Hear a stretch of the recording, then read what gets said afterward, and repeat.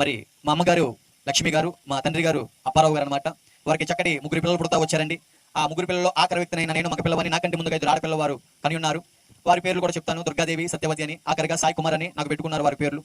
ఆ రకంగా మా తల్లిగారు చాలా పూజలు చేసే వ్యక్తి. మరి ముఖ్యంగా ఏ ఫంక్షన్కి వెళ్ళినా పేరెంట్ ఉంటారు కదండి, ఆ యొక్క గ్రూప్ లో మా అమ్మగారు ఒక హెడ్ అనమాట. అంటే ఏ ఫంక్షన్కి వెళ్ళినా ఏమో ఉండాలి, లేకపోతే ఆ ఫంక్షన్ నడవదు అనే రకంగా మా యొక్క ప్రాంత ప్రజలందరూ మమ్మల్ని బాగా గౌరవించేవారు అనమాట. అయితే మా తల్లిగారు ఆ రకంగా ఉండేవారు. మా నాన్నగారు కూడా ఒక చిన్న పని చేసుకుంటూ ఉండేవారు, ఒక తోటమాలి పని చేసుకుంటూ. అయితే మా నాన్నగారికి ఒక అలవాటు ఉంది. ఏంటయ్యా అలవాటు అంటే త్రాగుడు అలవాటు. ఆ త్రాగుడు అలవాటు మా నాన్నగారిని ఎంతగానో కుటుంబానికి దూరం చేసిందనమాట. ఏ విధంగా అంటే కుటుంబాన్ని సరిగ్గా పట్టించుకునేవారు కాదు. ఎంతసేపు ఆ త్రాగుడుతోనే ఉండిపోతా ఉండేవారు మా నాన్నగారు. వచ్చిన డబ్బంతటిని ఆ రకంగా పాడు చేస్తూ ఉండేవారు. అయితేనండి మరి కుటుంబాన్ని పోషించాలి కాబట్టి మా తల్లిగారు ఏం చేస్తూ ఉండేవారంటే, మీకు తెలుసా ఇళ్లలో పాచి పని అంటారు, పని మనిషి పని. అటువంటి పని చేయడానికి మా అమ్మగారు సిద్ధమవుతా వచ్చారనమాట. ఆమె రూపాయి కూడబెడతా ఉండేది. వచ్చే జీతమే చాలా తక్కువ. ఈ యొక్క భూమి మీద ఉన్న డ్యూటీల్లో అన్ని డ్యూటీలకు సెలవు ఉంటాయి, కానీ ఈ డ్యూటీకి సెలవు అవసరం ఉండదు. 365 రోజులు డ్యూటీకి వెళ్ళాలి, అటువంటి డ్యూటీ. కానీ జీతం మాత్రం చాలా తక్కువ అండి. అయితే వారికి ఆ కారణం ఎందుకున్నారంటే వారు చదువుకోలేదు. వారి తల్లిదండ్రులు చదువుకోలేదు అనమాట. కష్టపడి పని చేసుకున్న నేర్పించారు మా తల్లిదండ్రులకి. వారి జీవితం అలా పాడైపోతుంది కాబట్టి మా జీవితం పాడైపోకూడదు అనే ఆశతో, ఆలోచనతో మరి తల్లిదండ్రులు పిల్లల కోసమే కదండి కష్టపడితే. ఏ తమ్ముళ్ళు మన అమ్మ నాన్న మన కోసమే కష్టపడి పక్కన కోసమా అది మన కోసం. మరి మీ అమ్మలు మీకోసం, మా అమ్మలు మా కోసం కాబట్టి రూపాయి కూడబెడుతూ కాన్వెంట్ స్కూల్లో జాయిన్ చేసింది. ఎవరిని? నన్నే, సాయి కుమార్ని. మా అమ్మగారు పెంచిన విధానం వేరండి. ఎలా పెంచిందంటే ఒకటే గారాబం, మామూలు గారాబం కాదు. మరి గారాబంతో పెరిగే వ్యక్తికి ఒక అలవాటు ఉంటుందండి. ఏంటంటే మాట వినని స్వభావం ఆ బిడ్డలు వెలువడి చేస్తూ ఉంటుంది. నిజం. అటువంటి స్వభావంతో నేను కూడా జీవిస్తున్నాను బాల్య దినాల్లో. మీరు నమ్మరు, నా చిన్న వయసు నుంచి నేను దొంగతనాలు చేసేవాడిని మా ఇంట్లో. నా సహవాసం అంతా ఎవరితో ఉండేదంటే, ఇంగ్లీష్ మీడియం స్కూల్కి వెళ్ళే నేను ఇంగ్లీష్ మీడియం ఫ్రెండ్స్తో కాదు, తెలుగు మీడియం స్కూల్లో మా యొక్క పేటలో ఉన్న వాళ్ళందరూ ఉంటే వాళ్ళతో పాటు తిరిగేస్తూ ఉండేవాడిని. నేను స్కూల్కి అని చెప్పి ఎక్కొట్టేసి రోడ్ల మీద తిరిగేస్తూ ఉండేవాడిని. మరి ఇది మంచి పద్ధతి అంటారా మీరు ఎవరైనా? తల్లిదండ్రుల యొక్క కష్టాన్ని గమనిస్తున్నానా? వారు చెమట కారిస్తే రూపాయి వస్తుంది. ఆ రూపాయి కూడబెడితే వేలలో ఫీజులు కడుతున్నారు. తమ్ముడు ఎవరి భవిష్యత్తు కొరకు? నా భవిష్యత్తు, మన భవిష్యత్తు బాగుండాలని. ఆ ప్రేమ నేను గ్రహించలేదు, నా తల్లిదండ్రుల ప్రేమని. ఎవరు కావాలి? ఇందాక అన్నారు కదా, తల్లిదండ్రులు అంటే దయ్యాల్లో కనపడతారు. నేను అంటున్నాను లోపల ఫ్రెండ్స్ ఎలా కనపడతారు, దేవుళ్ళ కనపడతారని ఎవరన్నారు నాకు తెలియదు. కానీ నేను మాత్రం నాకు అలాగే ఉంది. ఆ సమయంలో తల్లిదండ్రులు ఏంటి నా ఇష్టాన్ని గౌరవించట్లేదు, నాకు నచ్చింది ఇవ్వట్లేదు ఏంటి అని ఒక తప్పుడు అభిప్రాయం వారి మీద ఉంది. అయితే ఆ చిన్న వయసు నుంచి అలా జీవిస్తున్నాను. నేను అలా చిల్లరగా జీవిస్తున్నాను, బూతు మాటలు మాట్లాడుతున్నాను, తల్లిదండ్రుల మాట అసలు అనట్లేదు. అయితేనండి ఇటువంటి పరిస్థితుల్లో నా జీవితంలోనికి కొందరు వచ్చారండి. ఎవరయ్యా కొందరంటే క్రైస్తవులు వచ్చారు. చప్పటి కొట్టండి ఒకసారమ్మా. క్రైస్తవులు వచ్చారు అంటే ఇప్పుడు ఈ ప్రాంతానికి దేవతి దేవుడు అన్నగారిని ఏ విధంగా సేవ కొరకు నడిపించున్నారో ఇక్కడ ఆత్మ పట్ల భారముతో, ఆ సమయంలో నశించిపోతున్న నా జీవితంలోనికి కొందరు క్రైస్తవులు వచ్చి చిన్నపిల్లల్నే సండే స్కూల్కి తీసుకెళ్లారండి, దేవుని సన్నిధికి తీసుకెళ్లారండి. దేవుని సన్నిధిలో ఒక పిల్లవాడు ఏ విధంగా జీవించాలో, ఏ విధంగా జీవించకూడదో చక్కటి మంచి మాటలు నేర్పిస్తున్నారు సండే స్కూల్లో. అంతేనండి. దేవుని సన్నిధిలో దేవుడు ఎవరితో మాట్లాడతారు? అందరితో మాట్లాడతారు. పిల్లలతో మాట్లాడతారు, పెద్దలతో మాట్లాడతారు, యవనస్తులతో మాట్లాడతారు, అందరితో మాట్లాడతారు. అంటే ఒక మనిషి ఈ విధంగా జీవించాలి, ఈ విధంగా జీవించకూడదని అక్కడ ఇందాక మనం మాట్లాడుకున్నాం కదండి. కొందరు సాక్ష్యాలు వాక్యం ద్వారా, దైవజనుల ద్వారా దేవుడు మనతో మాట్లాడతారు, మాతో కూడా మాట్లాడుతున్నారు ఆ సమయంలో. కానీ నేను చెప్పేది గారాబంతో పెరిగే వ్యక్తికి ఏముంది?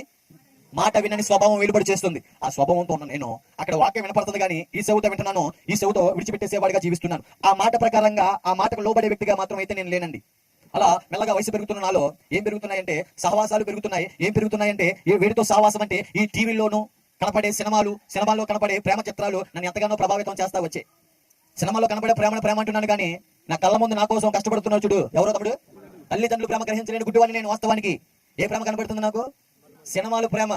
మరి సినిమాలు మంచి అంటారా? చెప్పన్నమ్మా, పర్లేదులే. కానీ నేను అంటాను, సినిమాలు పాపం చేయడానికి త్వరగా ప్రేరేపించేవంటాను. నన్ను అదే విధంగా అవి ప్రేరేపించి ఆకర్షించే. అబ్బా ప్రేమ అంటే ఇదేనా అనిపించింది వాళ్ళిద్దరు బండి మీద తిరిగేస్తుంటే. నాకు కూడా ఆశ పుట్టిందనమాట. అబ్బా నేను కూడా ఏం చేయాలా? ప్రేమించాలా. మొహానికి ప్రేమ అంటే అర్థం తెలియదు. మళ్ళీ నుంచో పెట్టి ప్రేమ చెప్పాయి అంటే అంతేనండి. రేపు పొద్దున తమ్ముడు ఎవరైనా రోడ్డు మీద వెళ్ళారు ఆపి అక్కడికి వెళ్తాను, ఇద్దరు ప్రేమ చెప్పన్నాను, దిక్కులు వస్తారు. అది మ్యాటర్. అంటే ప్రేమ అంటే ఏంటో తెలియదు. వాస్తవానికి ప్రేమించేయాలి. ఏం చూసి? సినిమాలు చూసి. అవి చూసి ఎవడు పాడేమన్నాడు అన్నాడా? అవి చూసి ఎవడు పాడేమన్నాడా నేను అనుకోవచ్చు. ఒక మనిషిని ఏ విధంగా ప్రభావితం చేస్తాయో ఇక్కడ స్త్రీ సమాజం ఎక్కువ ఉంది కాబట్టి పంచుకుంటానే అడుగుతాను. సినిమాలో నటన నిజమండి? నిజం కాదు. కల్పితమైన పాత్రలే, నిజం కాదు. అంతేనా?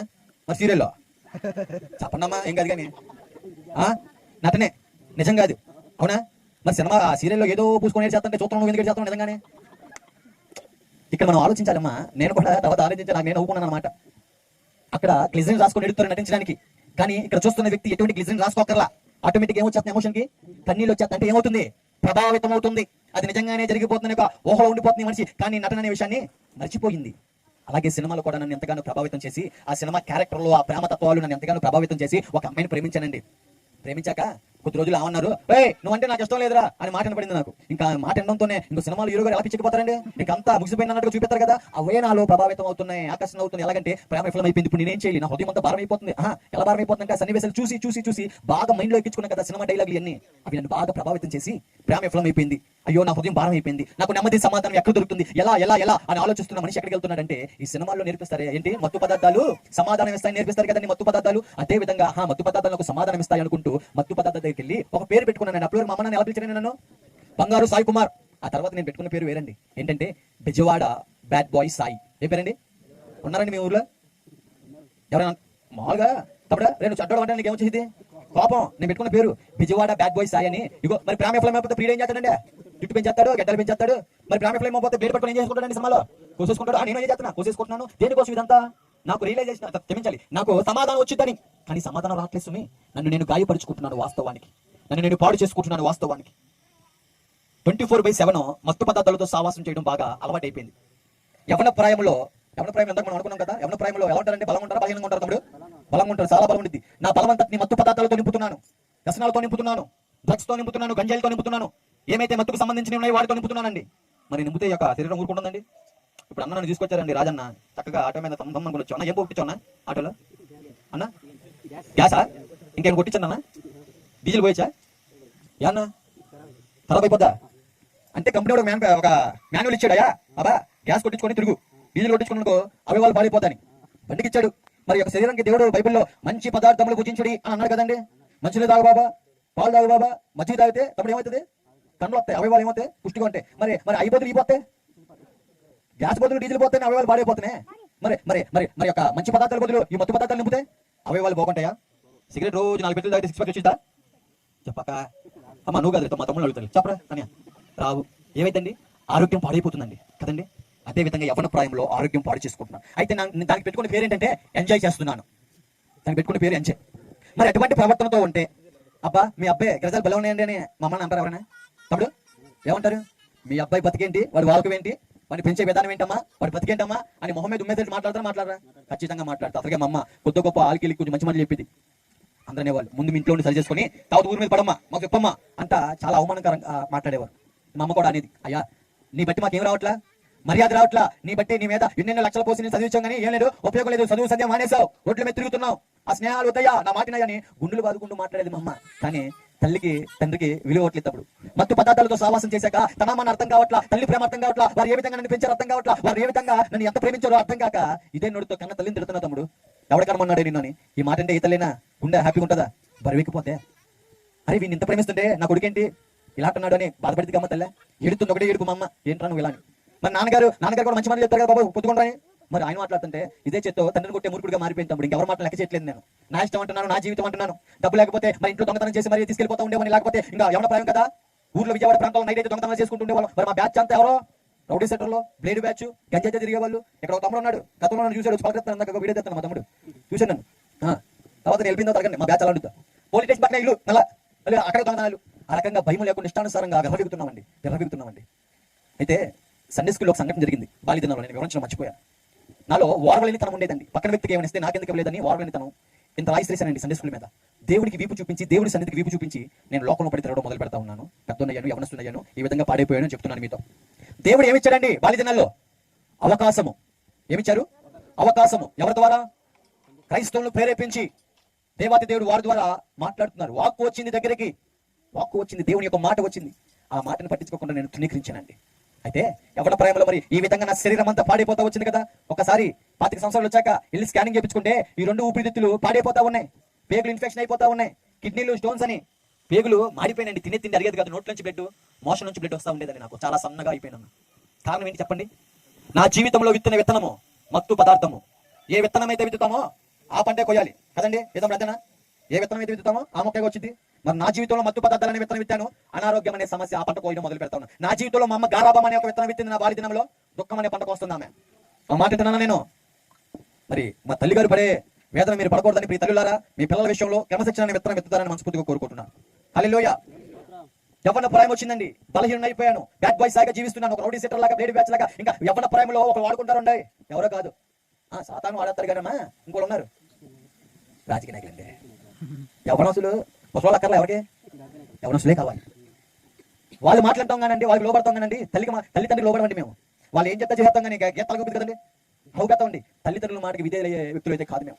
ఇంట్లో జీవించట్లా, ఓయో రూముల్లో అట్లోనే జీవిస్తున్నాం. స్నేహితులు అనుకుంటూ తిరుగుతున్నా. నాకేంటి వేలలో స్నేహితులు, ఫేస్బుక్ లో వచ్చాయి కదండి, ఈ సోషల్ మీడియా వచ్చాయి కదండి. ఏమైపోవాలి, అర్జెంట్గా ఫేమస్ అయిపోవాలి, డాంబికమైన జీవితంలోకి వెళ్ళడం ప్రారంభిస్తా ఉన్నాను నేను. వేలలో స్నేహితులు అయిపోయారు, చెడుకు వింటుంటే స్నేహితులు అయిపోయారు. మరి దూర ప్రాంతాల నుంచి ఆ గంజని తరలించి విజయవాడ ప్రాంతాన్ని అమ్మేసే వ్యక్తి, అదే యవనస్తులకు అమ్మేస్తూ ఆ వచ్చిన డబ్బులతో మళ్ళీ అదే రోత జీవితంలో నేను జీవిస్తున్నానండి. అదైపోయింది కదా. యవ్వన ప్రాయంలో శరీరం కోరుకుంటున్న ఆశలు, పెళ్లి కాకముడిపై శరీరాన్ని పాపం చేస్తున్నాను నేను. వ్యభిచార గృహాల దగ్గర ఆనందం దొరుకుతుందేమో, సమాధానం దొరుకుతుందేమో అనుకుంటూ అక్కడికి ప్రాకులాడుతూ ఆ సావాసం జరిగింది. కానీ అక్కడ సమాధానం లేదు. ఆ క్షణికపాటి ఆనందం కోసం శరీరంలో ఉన్న బలమంతటిని పోగొట్టుకుంటున్నాను. ఓ యవనస్తుడా, నీ బలము స్త్రీలకు ఇవ్వమాక అని లేఖనాల్లో దేవుడు ఘోషిస్తాడు కదా. నేను మాత్రం బలవంతా ఇచ్చేసి బలహీనుడుగా మారిపోతా ఉన్నాను. అటువంటి పాపిష్టి పనులన్నీ చేస్తున్నానండి. ఈ రకంగా తల్లిదండ్రులకు ఇబ్బంది పెడుతూ ఆ చుట్టుపక్కల ఉన్న ప్రాంత ప్రజలు అంటున్నారు, అమ్మ మీ అబ్బాయిని కొంచెం విషపెట్టి చంపి అనవసరంగా కన్నారమ్మ బాబు అనే రకంగా నాకు ప్రవర్తన, నాకు జీవితం అక్కడ ఆ రకంగా ఉంటుందండి. ప్రాంత ప్రజలు ఎప్పుడు చచ్చిపోతారని కోరుకుంటాను నా జీవితంలో అయితే. వారితో ఆ విధమైన ప్రవర్తన లేండి. ఇంకా మరి సోషల్ మీడియాలో టిక్టాక్లు ఉన్నాయి కదండి. ఆ టిక్టాక్లు ఏంటనుకున్నారు, బొక్కల బ్యాండ్ స్టైల్ అంటున్నాను నేను. ఇక్కడ పోస్టర్ పెట్టుకుని స్టైల్ అన్నాను, ఎడ పోస్టర్ పెట్టుకుని స్టైల్ అన్నాను, ఆక వీడియో పెట్టి బాబు ఆ రకంగా జుట్లేసి పలకలేసేసుకొని ఆ రకంగా ఏం చేస్తున్నానండి, అన్నం అన్నానండి బాబు.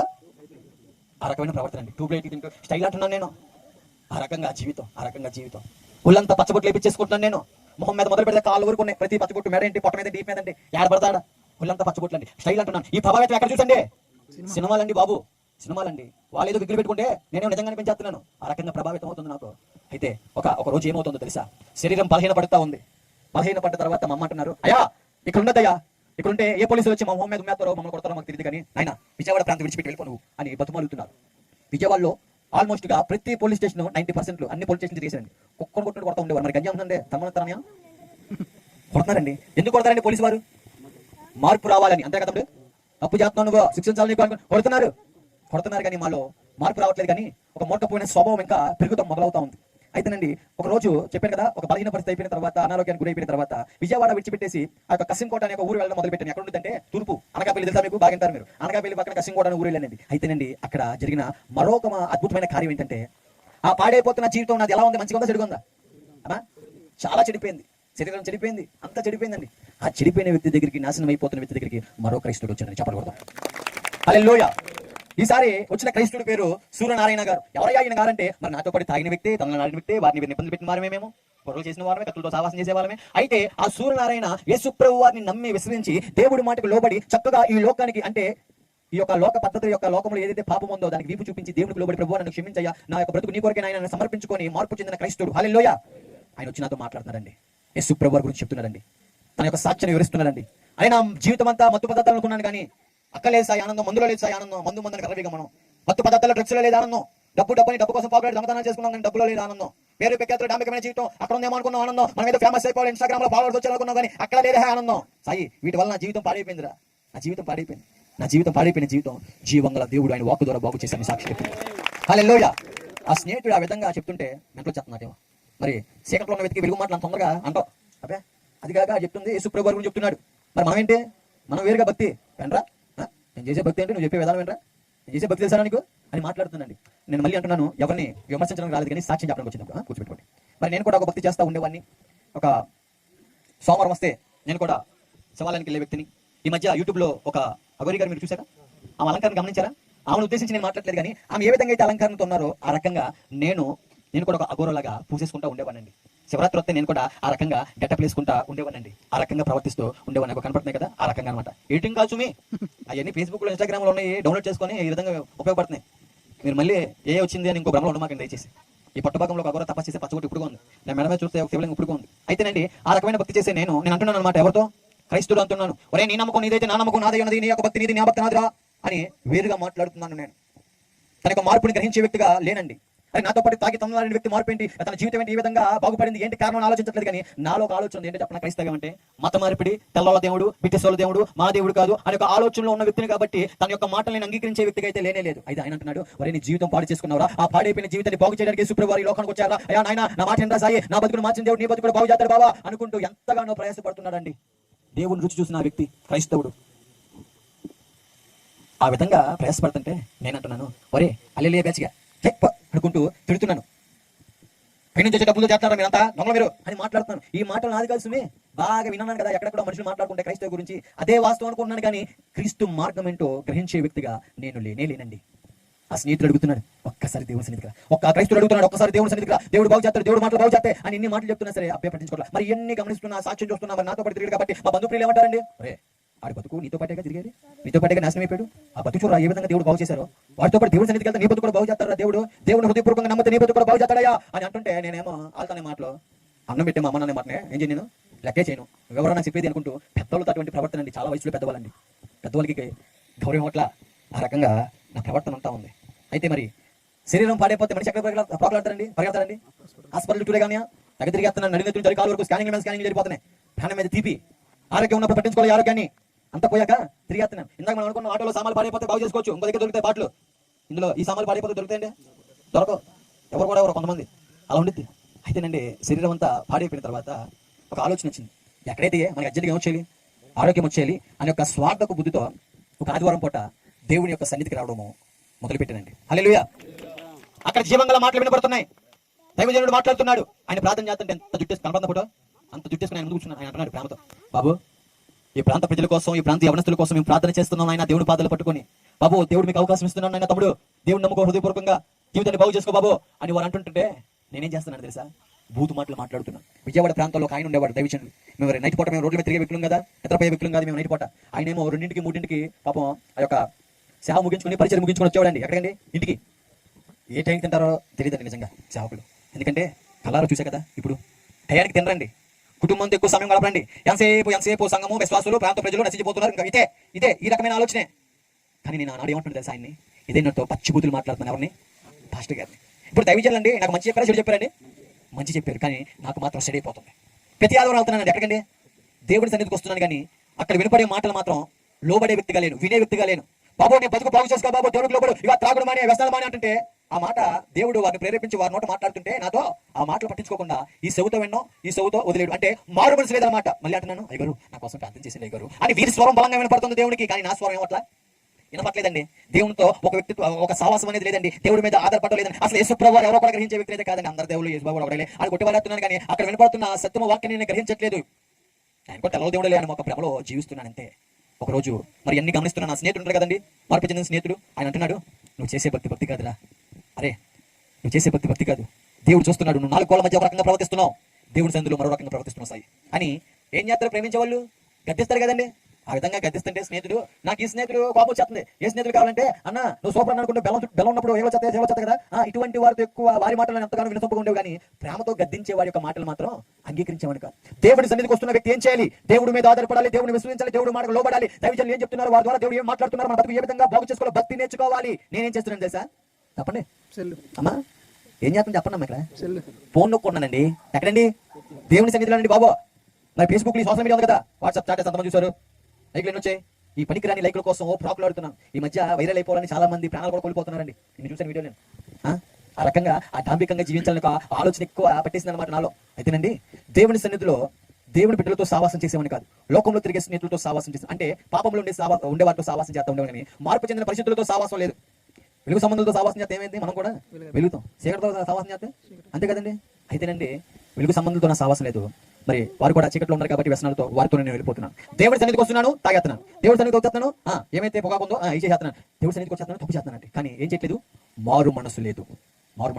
అయితే ఒక రోజు దేవుడు మాటలు వినపడుతుంటే మధ్యలోంచి లేచి బయటకు పోయాను. లోక స్నేహితులు ఆహ్వానం పలికారు, అనుకుంటూ వాళ్ళేమో దైవజనులు ఎంతో ప్రయాసపడి దేవుడు మాటలు ప్రకటిస్తుంటే ఏం పట్టించుకోకుండా తక్కువ మధ్యలో లేచి పోతున్నాను అన్నమాట. నేను పోయానండి, జీవ మార్గాన్ని విడిచిపెట్టి దేవుడి సన్నిధిలో ఎక్కడికి పోయాను చెప్పండి, మరణ ఛాయలోకి వెళ్ళిపోయాను. యాక్సిడెంట్ కూడా పెడతాం, యాక్సిడెంట్ అయిపోయింది, కారులో మేమందరం ఏజెన్సీ ప్రాంతానికి మత్తు పదార్థాలతో వెళ్ళిపోతుంటే ఆ విధంగా యాక్సిడెంట్ అయిందండి. కారు ఏజెన్సీ అంటే అన్నీ ఏముంటాయండి, లోయలు ఉంటాయి కదండి, పొలాల్లో పోయామండి.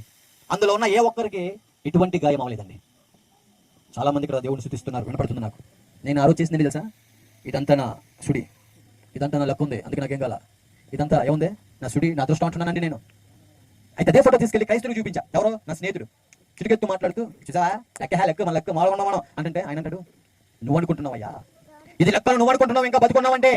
ఎంతో మంది యవనస్తులు రాలిపోతున్నారు, బ్యానర్ల మీద ఎక్కుతున్నారు, స్తంభాల మీద మన స్నేహితులు అనేక మంది ఉంటున్నారు. నువ్వు ఇంకా బతుకున్నావంటే లెక్క కాదు ఆయన, దేవుని యొక్క మహాకృప. హల్లెలూయా. నువ్వు బతుకున్నావంటే దేవుని యొక్క మహాకృప. ఆ కృప ఎందుకో తెలుసా? అవకాశం ఇస్తున్నాడు. సత్యం చేసుకో. దీపం ఉన్నప్పుడు ఇంటిని చక్క పెట్టుకోవాలంటే ఆయన నా మాట ఆలకించరా సాయి. నువ్వు అనుకున్నట్టు లెక్క కాదు, సుడి కాదురా నాయన. నీ వెనక మళ్ళీ స్థానిక దైవజనులు చేస్తున్న ప్రార్థన కంచా. హల్లెలూయా. హల్లెలూయా. నీ కొరకు నీ కుటుంబంలో మీ అమ్మమ్మ గారు చేస్తున్న ప్రార్థన కంచా. హల్లెలూయా. నేను అంటున్నాను లక్కీదంతా సుడిదంతా గర్వంతో మాట్లాడుతున్నాము. ఎంత గర్వం ఉండేదంటే అండి తమ్ముడా, ఆ పెళ్లికి వెళ్ళి స్టేజ్ మీద ఏం చేస్తాను చూడండి. పెళ్లికి ఏం చేస్తారండి మీ అందరూ? అమ్మా చక్క మంచి ఫోటో దిగొస్తావునా ఏంటండి, చదివించి అలిచే ఏదో కక్క ముక్క తినొస్తావునా అంతే నాకు చెప్పండి. మనం అందరూ చేసేదే. కానీ నేను ఆ గతంలో చేసింది ఏంటంటే స్టేజ్ మీదకి వెళ్ళి సిగరెట్ తాగుతుంది. పెళ్లి ఉన్నట్టు సిగరెట్ పెడతాను. ఎలా బాబు ఎరసరి కట్టుకున్నా పెళ్లి కూతురు ఏమనుకుంటుంది నన్ను చెప్పండి, మనసులో మాట చెప్పండి. పర్లేదు ఏమనుకున్నాను నేను, చీ ఆడి చీ చీ అంటారా చూసేవాళ్ళు అంటారంటారా. అటువంటి బతుకండి బాబు, అటువంటి బతుకు. దేవుడి సన్నిధికి వెళ్తానండి కానీ లోకంతో సావాసం అనలేదండి. దేవుడి సన్నిధికి వెళ్తానండి వ్యసనాలు విడిచిపెట్టలేదండి. మళ్ళీ ఏమన్నాను అయ్యారా చేసాను బాబా అర్జెంట్గా అడిగి వచ్చాను పోసేయండి. ఇదే అండి నిజంగా అండి భక్తి నేర్చుకోవట్లేదు. ఎవరి ప్రేమలు అడుగుతున్నారు ఎవరో దైవజనులు. అయ్యా దేవుడి చేతులను బాగా ఉండాలయ్యా, దేవుడి చేతులను భగవంతులయ్యా, నీకు వాక్యం నీ దగ్గర ఉన్నది, నువ్వు దృష్టిని చేయించున్నావు బాబు అంటే అవేం పట్టించుకోవట్లే. ఒక బలహీనుడిగా అపవాది బంధకాలను పాపం చురుకుంటున్నాను ఈ లోకంలో. ఏదో సాధించేస్తున్నాను, ఏదో సమాధానం వచ్చేస్తుంది, ఏదో ఎంజాయ్ అనుకుంటున్నాను. కానీ నన్ను నేను కోల్పోతున్నాను. నిద్ర పట్టేది కాదు తమ్ముడు. నైట్ అయితే నాకు నిద్ర పట్టేది కాదు. ఆ ఫోన్ స్క్రోల్ చేసుకుంటూనే ఉంటాం. నిద్ర పట్టేది కాదు. పిచ్చి తలంపులు. నిద్ర పట్టేది కాదు. డబ్బు కోసము డబ్బుంటే ఏదైనా చేయొచ్చనక అహంతో గర్వంతో ఆ ధనాపేక్ష ఎలా ఉండేదంటే ఆ మత్తు పద్ధతి అమ్ముకుని వచ్చిన డబ్బులతో ఎంజాయ్ చేయొచ్చు అనుకుంటున్నాను. వేల డబ్బులు నా చేతిలో బోల్డ్ ఆడుతుంది. దొంగతనం చేసి అక్రమంగా సంపాదించిన డబ్బు. కానీ డబ్బు ఉంది కానీ వాస్తవానికి హృదయంలో మనశ్శాంతి దొరకట్లా. డబ్బు ఉంది కానీ సరైన తినలేకపోతానండి. ఎందుకంటే డైజెస్టివ్ ప్రాబ్లం, డైజెస్టివ్ సిస్టమ్ అయిపోయింది. పాడైపోయింది. తినే బీట్రూట్ తిన్నాను మొక్కలో అదే వచ్చేస్తుంది నరకుండా. అలా అయిపోయింది. ఎవరి ప్రేమలు ఎలా ఉండాలంటే యవనస్తుడు బలముగా ఉండాలి. కానీ ఎలా అయిపోయింది నా బతుకు? బలహీనుడుగా పక్క చిక్కిన శరీరం అసలకే పక్కగా ఉంటాను నేను. ఇలా కొడుతుంటే ఎముక సౌండ్లు బయట కనపడుతుందండి. ఆ విధంగా నా శరీరం పాడైపోయిందండి. దేవుడి కృప ఎంత గొప్పదంటే దైవజనులు చేసిన ప్రార్థన, వారు కాచిన కన్నీరు ఆ దేవత దేవుడు ఆలకించి స్వస్థత ఇచ్చారండి. హల్లెలూయా. స్వస్థత ఇస్తే మరి మన గుణం ఎలా ఉందంటే 10 మంది కుష్ఠ రోగులు స్వస్థత ఇచ్చిన తర్వాత ఎవరు వెళ్తారండి? ఎంతమంది వెళ్తారండి దైవజనుడి దగ్గరికి? ఒకటే. ఇంకా మిగతా 9 మంది లోకంలో పడి తిరుగుతారు కదా. అటువంటి బాబు అన్నమాట మంది 9 మంది గుంపులు తిరుగుతారా? అటువంటి క్యారెక్టర్ కలిగి జీవిస్తున్నాను నేను. ఎలా ఉందంటే స్వస్థత వచ్చేసింది కదా అయ్యో మరి నేను వస్తాను అని వారికి విప్పు చూపించి వారి కన్నీటికి విలువకుండా, వారికి పడే ప్రయాసకి విలువకుండా అని దేవుడు స్వస్థత పొందుకున్న నేను కృతజ్ఞత లేని వాడిగా మళ్ళీ దేవునికి వీపు చూపించి మళ్ళీ లోకంలో పడి తిరగడం మొదలు పెడతా ఉన్నానండి. అవసరం ఉన్నంత వరకు ఒక రకంగా ప్రవర్తిస్తున్నాను, అవసరం అయిపోయిన తర్వాత మరో విధంగా ప్రవర్తిస్తున్నాను. అవసరం ఉన్నప్పుడు ఒక రకంగా మాట్లాడుతున్నాను, అవసరం అయిపోయిన తర్వాత వీరి గురించి వేరే వాళ్ళ దగ్గర మరో రకంగా మాట్లాడుతున్నాను. నన్ను ఎవరు చూస్తున్నాను లే అనుకుంటూ ఎరగలుగుతున్నాను. కానీ ప్రధాన యాజకుడు చూస్తున్నాడని గ్రహింపలేని గుడ్డివాడిగా జీవిస్తున్నాను. హల్లెలూయా. ఆ రకంగా ఉంటున్న సమయం ఎందుకు వచ్చేసాను అనుకున్నానండి? మరి వాక్యం అనుకుంటే ఏం చేస్తున్నానండి? నేను చాటింగ్లు చేసుకుంటున్నాను. ఎవరితో చాటింగ్లు అంటే ఫేస్బుక్ లో ముఖం తెలియని వాళ్ళు ఉంటారు కదా, వాళ్ళతో ఈసారి ప్రేమించాను. ఎవరంటే పెళ్లి పిల్లలు ప్రేమించాను. చేయచ్చా ఈ తప్పు? పరేవాని యొక్క భార్యని ఆశిస్తే అక్రమార్గం నేను నాశనానికి దారితీస్తుందిరా అని నేను అట్లా దేవుడు అంటున్నాడు. అంటే అక్రమ సంబంధం ఏమవుతాడు? నాశనకరమైన మార్గంలో ఉంటాడు. ఏమంత ఎగ్జామ్ పెడుతున్నారండి, తగ్గి చేస్తున్నాను యూట్యూబ్ లో. చూస్తున్నారా మీరు? భర్తలు చంపేయడం ఎట్టున్నాం కదా. ఏమైనా లాభం పొందుకున్నారా? చంపిన అందరూ ఉంటే జైల్లో, లేకపోతే ఇంకో విధంగా. నేను కూడా అటువంటి నాశనకరమైన మార్గంలోనే దేవుడు విడిచిపెట్టేసి, దేవుడు వాక్యం విడిచిపెట్టి, దేవుడు సావాసం విడిచిపెట్టేసి, పరిశుద్ధుల సావాసం విడిచిపెట్టేసి మళ్ళీ లోకంలో పడి మళ్ళీ ఒక రకమైన ఆరాధన చేస్తున్నాడు. విజయాడు వచ్చి దైవజనులు పరిశుద్ధమైన గ్రంథం చేరు పట్టుకున్నాను, చక్కగా ప్రార్థన చేసి తగిలి చేరు పట్టుకున్నాను. చక్కగా రెండు తీసుకొచ్చేసి మా ఇంట్లో ఒక మూల ప్రాంతంలో పడేసి ఇంకా నేను అంటున్నాను అన్నమాట. నాకు నేను స్నానం చేస్తాను, నేను ప్రార్థన చేసుకుంటాను, అదే నేను చేసే భక్తి తప్ప నేను ఎక్కడికి వెళ్ళను, దేవుని మందిరానికి వెళ్ళను అని నాకు నేను ఒక ఆరాధన మొదలు పెట్టాను అనమాట. ఓ బాబు నువ్వు 6 రోజులు పన్ను చూసుకొని 7 రోజులు ఎక్కడ వచ్చే తొందరగా వచ్చారు దేవుడు అంటే నేనేమో నాకు నచ్చినట్టు భక్తి చేస్తూ స్నానం చేస్తున్నాను, మురికిస్తాను ఒక రోజు. అయితే మళ్ళీ ఏం చేస్తాను తర్వాత 2 నిమిషాల ప్రార్థన. ఆ ప్రార్థన అనకూడదు కానీ స్వార్థమైన మాటలు అనొచ్చు. అంటే అది జరిగిపోవాలి అంటాను తప్ప దేవుడు నా జీవితం ద్వారా ఏం జరిగించాలనుకుంటున్నాడు అది నేను ఆలోచించట్లేదు. దేవుడు మాటకు లోబట్టలేదు. ప్రభువా నీ కొరకు నేను ఎలా బతకాలైనా నా పాపిష్టి రోగాల కోసం నేను ఒప్పుకోవట్లేదు. అంతసేపు కింద వాటిని చూస్తున్నాను కానీ పై వాటిని చూసే వ్యక్తిగా నేను లేనండి. ఆటలు చేస్తున్నాను దేవుడు కానీ దేవుడు ఆజ్ఞని పాటించే వ్యక్తిగా, దేవుడు దైవజనుల ద్వారా వచ్చే మాటలు చూసారా ఆ మాటకు లోబడే వ్యక్తిగా ఏం లేదు, బతుకు లేదు. అక్రమ సంబంధాలతో ఇంకా దేవుడిచ్చిన బలాన్ని మళ్ళీ ఏం చేస్తున్నానండి? మళ్ళీ పోగొడుతున్నానండి. మళ్ళీ వ్యసనాల దగ్గరికి అండి బలం వచ్చేస్తుందిగా. మళ్ళీ అదే వ్యసనాల దగ్గర కుక్క కక్కిన వాంతి దగ్గర పరిగెట్టాను, నేను కూడా పరిగెడతానండి లోకమైన వాంతి దగ్గరికి. మళ్ళీ ఇష్టానుసారంగా ఏం మొదలైందంటే స్నానము, 2 నిమిషాలు ప్రార్థన, మళ్ళీ లోకంలో పడి తిరగడం, మళ్ళీ పాపం అంతా జరుగుకోవడం, మళ్ళీ ఎక్కడ వచ్చేస్తానండి మళ్ళీ దేవుడు అంటున్నాను, స్నానం అన్నాను, ప్రార్థన అన్నాను. అదే భక్తి భ్రమలో జీవిస్తున్నాను. వాస్తవాన్ని మిమ్మల్ని అడుగుతాను, మీరు చెప్పండి, స్నానం చేయడం, ప్రార్థన చేయడం, మళ్ళీ పాపం చేయడం భక్తి అంటారా? భక్తి కానే కాదు, భక్తిహీనత అనొచ్చు. అటువంటి పరిస్థితులు జీవిస్తుండగా మళ్ళీ దేవుడు ఎంత గొప్పవాలంటే మరొక తమ్ముడిని ప్రేరేపించి సాత్వికపాలని అన్న మా చర్చికి రాన్న, చక్కగా దేవుడు మాటలు బాగుంటాయి, సావాసం బాగుంటుంది, రానని ఆహ్వానం పలుకుతున్నాను. నేను చెప్తున్నాను తమ్ముడు ఒక మాట. ఒక మనిషి వచ్చి ఆ మనిషి యేసు ప్రభు వారి గురించి నీ దగ్గరికి వచ్చి ఒక్క మాట అయినా పలుకుతున్నారంటే వచ్చింది మనిషి కాదు కానీ ఆ మనిషిని ప్రేరేపించిన సర్వశక్తి గల దేవుడు. హల్లెలూయా. ఎందుకో తెలుసా? నశించిపోతున్న మన బ్రతుకు బాగు చేయడానికి దేవుడు ఎవరినో ఒకరిని ప్రేరేపిస్తాడు. హల్లెలూయా. హల్లెలూయా. దైవజనుల ద్వారా దేవుడు మాట్లాడతారు, స్వార్థికుల ద్వారా దేవుడు మాట్లాడతారు, దేవుడు విశ్వాసుల ద్వారా మాట్లాడతాడు, దేవుడు తలుచుకుంటే గాడితో కూడా మాట్లాడిస్తాడు. హల్లెలూయా. కానీ నేను గ్రహించే వ్యక్తిగా నేను దేవుడు అండి బలవంతంగా దూరపడండి మనిషి హృదయంలోనికి. మనిషి ఆహ్వానం కోసం ఎదురు చూస్తాడు దేవుడు. అప్పటివరకు ఏం చేస్తారు చెప్పనా? దైవజనుల ద్వారా, సువార్తకుల ద్వారా, విశ్వాసం ద్వారా, దేవుడు నమ్ముకున్న మన స్నేహితుల ద్వారా వచ్చి టప టప టప టప నిలబడి ఎక్కడ తడతారు? హృదయం అనే తలుపు దగ్గర నిలబడి తట్టుతారు. హల్లెలూయా. ఎవడైతే నా స్వరం విని తలుపు తీసి నా ఆహ్వానం పలికితే నేను వాళ్ళతో ఏం చేస్తానంటే భోజనం చేస్తాను. దేవుడు వాగ్దానం చేశాడు. నేనేం చేస్తున్నాను? నాకు కనపట్లేదు దేవా, వాక్యం వినపడుతున్నా, ఇటు నుంచి నిలబడిపోయి ఇటు నుంచి ఇలా వదిలేస్తాను తప్ప దేవుడు వాక్యానికి సోటు పట్టలేదండి. నా గురించే చెప్పినా దైవజనుల ద్వారా దేవుడు ఒకవేళ చర్చలు నా గురించి చెప్పినా అనుకున్నాను. ఏంటి నా గురించి చెప్తున్నారు? నేనేం చేస్తున్నాను నాకు తెలియదు, కానీ నా గురించి చెప్తున్నారు. అక్కడ దేవుడు వారి ద్వారా గర్జిస్తుంటే ఏ నా గురించి చెప్తారు అనుకుని ముట్టేసేసుకున్నాను, కానీ లోపట్లేదే. ఉన్నారా? వద్దాము ఆ జీవితం అనుభవించి చెప్తున్నాను.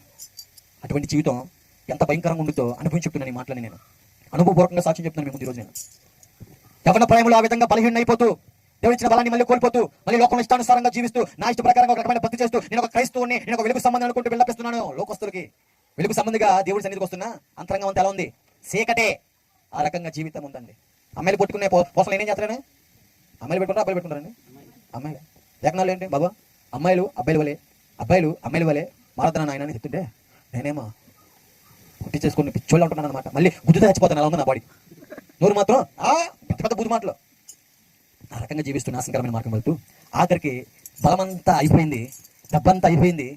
ఆ డబ్బు అయిపోయిన తర్వాత మళ్ళీ నేను మనిషి వీటి మీద ఆధారపడతాడంటే నా వెనకమాల బలగం ఉంది, నా వెనకమాల వాళ్ళు ఉన్నారు, నా వెనకమాల వీళ్ళు ఉన్నారు, అందరూ చెప్తారు మనకి ఏమైనా అని ఒక ఆలోచన ఉంటాడండి మనిషి. అటువంటి ఆలోచనలో నేను ఉన్నాను. నా వెనకమాల బోల్డ్ మంది రాజకీయ నాయకులు చాలా విధంగా ఉపయోగపడ్డారు కాబట్టి వాళ్ళు వచ్చేస్తారు అనే ఆలోచన దాచుతూ ఉంటుంటే చెప్తున్నా అవన్నీ రీల్స్ లో బాగుంటాయి. ఫ్రెండ్స్ పరెవరో అరే మామ నువ్వు లేకపోతే చచ్చిపోతాను ఇవన్నీ అప్పుడు ఫ్రెండ్స్ బాగుంటాయి, రీల్స్ లో బాగుంటాయి. కానీ రియాలిటీలోకి వస్తే అనేక మంది వేల మంది స్నేహితులు ఉన్నారు నాకు. ఏ ఒక్కడు అక్కడికి రాట్లా, ఏ ఒక్కడు అక్కడికి రాట్లా. రాజకీయ నాయకులన్నా బలం ఉన్నప్పుడు బలంగా వాడుకున్నారు, బలహీన అయిపోయాక ఎవరు అక్కడికి రాట్లా. మరి నాకు తెలిసిన పాపిష్టి పనులు ఉన్నాయి కదా, గంజామడాలు, అక్రమైన పనులన్నీ. సెకండ్ లాక్డౌన్ లో మీరు అందరూ ఉన్నారండి, ఇంట్లోనే ఉన్నారు. నేను ఇంట్లో లేను, ఊరి మీద తిరిగేస్తున్నాను నేను. ఇదే తెలంగాణ గాంధీ బస్ స్టాండ్ తెలుసా? Gandhi bus stand, Secunderabad Gandhi bus stand, MGBS. ఆ గాంధీ బస్ స్టాండ్ లో అడుక్కునే వారి పక్కన పడుకునే స్థితికి వెళ్ళిపోయింది నా జీవితం. కారణము బైబిల్ పట్టుకుని గంజా కొనుక్కోవడానికి బయలుదేరానండి నేను. పరిశుద్ధమైన గ్రంథం చేతపట్టుకుని ఏజెన్సీ ప్రాంతానికి సువార్త కాదు నేను బయలుదేరింది. దేవుని అడ్డు పెట్టుకుని పాపిష్టి పనులు చేస్తున్నాను నేను.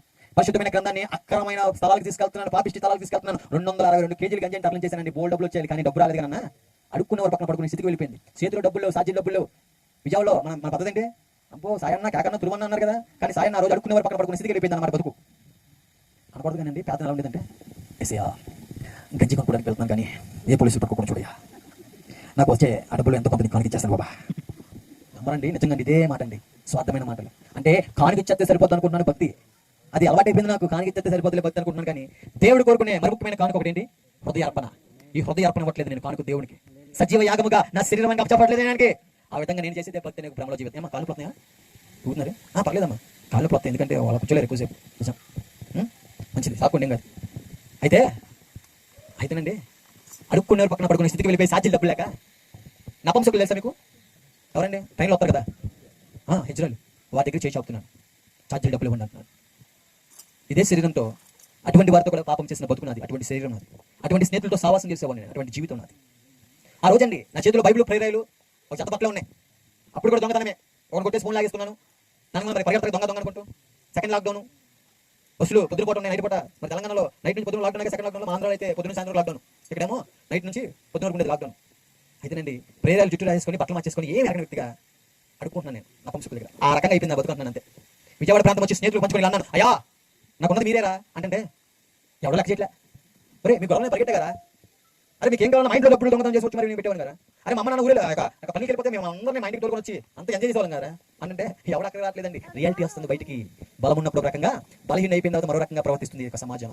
నేనేమో మంచిగా చెప్పట్లేదు బాబు, నా బతికేంటో ప్రతిదీ వివరిస్తున్నాను మీకు. అయితే ఆఖరికి ఏమైందంటే మరి రాజకీయ నాయకులు కూడా వీపు చూపించారు. ప్రేమించిన వాళ్ళు ఉన్నారు కదా, సరే వాళ్ళ దగ్గరికి వెళ్దాం అంటే వాళ్ళు కూడా బలమున్న ఒక రకంగా, బలహీన అయిపోయింది మరో రకంగా ప్రవర్తిస్తున్నారు. నేను వద్దు, నాకు వద్దు చెప్పు అయ్యేటి అన్నారు. నేను తెలుగులో చెప్పు, నువ్వు వద్దు నాకు, నేను ప్రేమించకపో అన్నారు. ఈ లోక ప్రేమ ఎప్పుడైతే విఫలం అయిపోయిందో, మళ్ళీ ఈ సినిమాలు బాగా పొరలెక్కించుకున్న వ్యక్తిని కాబట్టి ప్రేమ విఫలం అయిపోతే ప్రియాక పెరగదా చెప్పండి ఏమన్నా. మత్తు పదార్థాల దగ్గరికి నా ఆలోచన మొదలవుతుంది. ఏంటో తెలుసా, నేను ప్రేమించిన వాళ్ళు నన్ను మోసం చేశారండి సంగతమా, లేకపోతే నేను చచ్చిపోతామా? ఇటువంటి తలంపులు నాకు నిలబడి చేస్తా ఉన్నాయండి ఆ సమయంలో. మత్తు పదార్థాల దగ్గరికి వెళ్ళిపోయి అవే నాకు ఆశ్రయం అనుకుంటూ వాడి దగ్గర ప్రాకులాడుతున్నా. నేను శరీరం తట్టుకోలేక ఒక రాత్రి ఏమైందంటే, ఒక రాత్రి ఒంటరి వ్యక్తిగా నేను డ్రగ్స్ డోస్ ఎక్కువైపోయి పిచ్చి పట్టిన వాళ్ళకి ఇలా కళ్ళు పెద్ద పెట్టి చూస్తున్నాను. ఆ సమయంలో నన్ను ఆదరించింది నా కన్న తల్లిదండ్రులు. తమ్ముడు ఎవరు వచ్చారు తమ్ముడు? వేళల్లో స్నేహితులు రాలా, ప్రేమించిన వాళ్ళు రాలా, రాజకీయ నాయకులు రాలా, అన్న తోపుతున్న వాళ్ళు రాలా. ఇదే చేత తల్లి తిన్నారే, ఇదే నోడు తిట్లు తిన్నారే, వాళ్ళు వచ్చారండి బాబు. వాళ్ళు వచ్చి ఎడుతున్నారు. ఆఖరి మా అమ్మ అంటుంది, అయ్యా నా దగ్గర ఉన్నది ఈ మెల్లో ఉన్న తాలే, ఇది తీసేసుకొని హాస్పిటల్కి వెళ్ళరా, నేను చూడలేకపోతున్నాను. ఏం చూపిస్తున్నారు తమ్ముడు? అబ్బా అది తమ్ముడు ప్రేమ. కొట్టి చెప్పాలి ఒకసారి. ఆ ప్రేమ గ్రహించకుండా లేదు బాబా నేను చచ్చిపోతారు బాబా అంటున్నాను. ఇంకోటి దొరుకుతాడు. మీ అమ్మకు నువ్వు దొరుకుతావా? నేను దొరుకుతానా? నమ్మకే మన ప్లేస్ లో కూడా కూర్చుంటారండి. అది గ్రహించట్లేదు. ఆ ప్రేమ గ్రహించట్లేదు. కానీ లోక ప్రేమ, స్నేహితుల ప్రేమ అదే ఆలోచిస్తున్నాను. ఎందుకంటే ఆలోచన పుట్టిస్తుంది అపవాది. సావు లేకపోతే సంపాదన పుట్టిస్తున్నాడు అపవాది. ఏం చేయాలి అర్థం కావట్లా. చీకట్లో కూర్చొని తీవ్రంగా ఆలోచిస్తున్నాను. 2 రోజులు అయిపోయింది. ఏం అర్థం కావట్లా. రద్దరాట్లా మమ్మ చేపట్టుకుని ఒక చిన్న పిల్లల ప్రవర్తిస్తున్నాను నేను. అమంటున్నారు ఏమవుతుందా? తల బాదుకుంటూ గుండ్లు బాదుకుంటూ చెప్పి ఆ సావాసాలతో మత్తు పద్ధతులతో నిన్ను నాశనం చేస్తే అంటే విన్నావా అని ఎంతగానో బాధపడుతున్నారండి. పిల్లలు ఆ విధంగా చేతి కందించిన కొడుకులు ఆ విధంగా పాడైపోతుంటే ఇతరులు హ్యాపీగా ఉంటారా? ఇంతమంది నా స్నేహితులు చచ్చిపోయినప్పుడు ఆ చచ్చిపోయిన సవం దగ్గరికి వెళ్ళిపోయి నేను అనేవాడిని అయ్యో అనేవాడిని. వాళ్ళలాగా నేను బతుకుతున్నా. వాడు ఆ వ్యసనాలతోనే మరణించాడుగా. అవే నాశనం చేసేవాడిని. వాడిని చూసి అయ్యో అంటున్నాను కానీ ఆ వ్యసనాల్లో ఉన్న నేను మానుకోవట్లా. ఆ శవం మీద పడి ఆ నాన్నగారు తల్లిగారు ఎంతగానో రోధిస్తున్నారు. అయ్యో ఒక రోజు నా తల్లిదండ్రులు కూడా ఇదే విధంగా రోధిస్తారు కదా అని లేకపోతే అని గ్రహింపు రావట్లా. ఎలాంటి గ్రహింపు అంటే అబ్బా నేను చచ్చిపోతే విజయవాడ మొత్తం కదులుచుంది. నిజమండి బాబు, చావు దగ్గర కూడా ఇటువంటి ఆలోచన నాకు. నేను చచ్చిపోతే అబ్బా మా ప్రాంతం అంతా బ్యానర్లో మా తమ్ముడు తెలుసు మా ఊళ్ళో ఎవరైనా చచ్చిపోతే తీసుకెళ్తారు. నిజం, మంచి ఆడమంగా తీసుకెళ్తారు అనమాట. అది ఆలోచిస్తున్నాను కానీ నేను చనిపోయిన తర్వాత నా తల్లిదండ్రులు నేను లేకపోతే ఎలా బ్రతుకుతారు ఎలా ఉంటారని గ్రహింపు లేదు తమ్ముడా. ఎవరో చిరాకని చెప్తున్నాను. తల్లిదండ్రులు వచ్చారండి, వారి వల్ల కూడా కావట్లా సాధుపరచడం. అటువంటి పరిస్థితుల్లో అటువంటి నాశనకరమైన మార్గంలో మరణ ఛాయల్లో ఆక్రంచలో ఉన్న సమయంలో నా దగ్గరికి వచ్చింది క్రైస్తవులు. హల్లెలూయా హల్లెలూయా. ఆ క్రైస్తవులు వచ్చారండి. ఆ క్రైస్తవులు వచ్చి అంటున్నారు అనమాట, అయ్యా ఇప్పటికీ నువ్వు చాలా చేసావు. ఒక పక్క దేవుడు అంటున్నావు, ఇంకొక పక్క లోకంలో పడి తిరుగుతున్నావు. నిన్ను ఎవరు గమనించట్లేదు నువ్వు అనుకుంటున్నావు. కానీ ఆయన కను దృష్టి అందరినీ హృదయంతరంగాలు కూడా తెలుసు ఆయనకి.